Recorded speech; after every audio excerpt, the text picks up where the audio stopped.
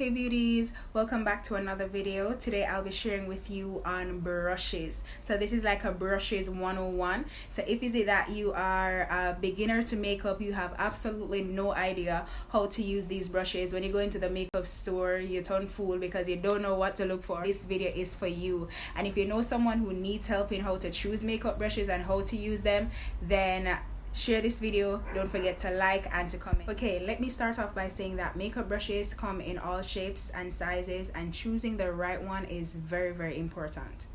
So with that being said, each brush has a specific purpose, and that purpose creates a finished product, right, for whatever product that you're applying, your blush, your highlighter, your foundation. So each brush has a specific purpose.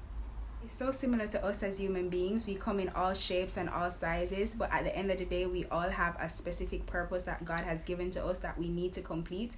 Jesus himself is a perfect example. He came and his purpose was to die on the cross for you and me so that we can have life eternally. And on that cross, he said it is finished, or healing or salvation, it is finished. But at the end of the day, we're talking about makeup brushes, right? So using a quality makeup brush for the right purpose will ensure that you have a beautiful finish. As a matter of fact, it will make a significant difference in your makeup application process. So ensure that you're choosing quality brushes for the right purpose, which means you cannot be using say for example a spoolie to apply foundation. Two different things, two different purpose. That can't work. So brushes has three main parts. It has the handle, the ferrule, which is this metal part here, as well as the bristles. So handle, ferrule, and bristles. These are all the brushes that I will be showing you guys today. There's a lot more. There's a wide range, wide variety, but again, I want to make it beginner friendly so that when you guys see some of these brushes, you can easily identify what they are and what they're used for. All right, so let's get into them. I'm gonna start off with the powder brushes, which is this is a powder brush.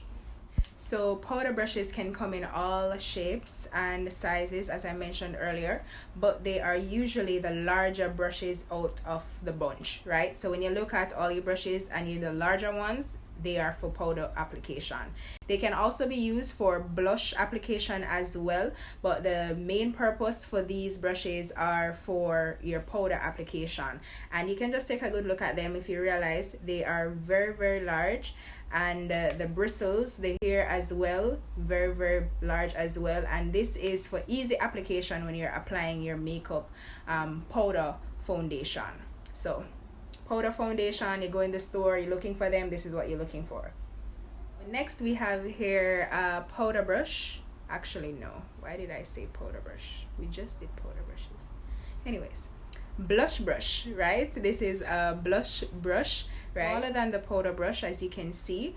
However, they usually come with like a rounded or angled shape, and it's used specifically to apply blushes for faces, all shapes and this one is actually Real Techniques 400 blush brush. Now we have some foundation brushes, and I'm going to go through them individually. So this one is actually a tapered foundation brush. You can use it to apply your foundation, liquid foundation, as well as for highlighting, you know, under your eyes, as well as you can use it for different purposes. Because let me tell you, a lot of these brushes are multi-purpose. Even though they have like a specific purpose, they are multi-purpose. You can use them for different things. Mind you, not every brush you will be able to use it for a specific task, but majority of them, they're multi-purpose. So again, this is a tapered foundation brush. Now we have these other foundation brushes. I'm going to show you these two. These are also tapered foundation brushes, and again, they are thicker than the others, but they also serve the purpose of applying foundation, liquid foundation, and sometimes even cream foundation. So again, you can see the diversity in terms of brushes for what you can use for applying your foundation. This one is actually my favorite.